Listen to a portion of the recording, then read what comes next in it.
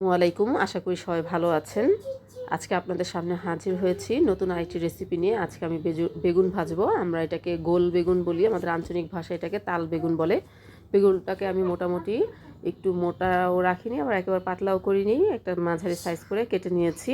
তারপরে সামান্য হলুদ, সামান্য মরিচের গুঁড়ো ও স্বাদ মতো লবণ দিয়ে মেখে রেখেছিলাম 10 মিনিটের মতন।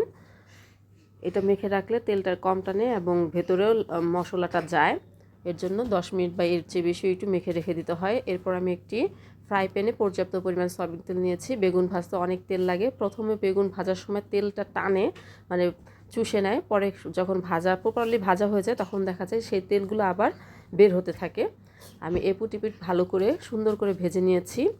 বেগুন ভাজার সাথে শুকনো মরিচ ভাজা দিয়ে ভাত খেতে, গরম গরম ভাত খেতে খুবই মজা লাগে। আমি সবগুলো বেগুনকে এভাবে ভেজে নিয়েছি।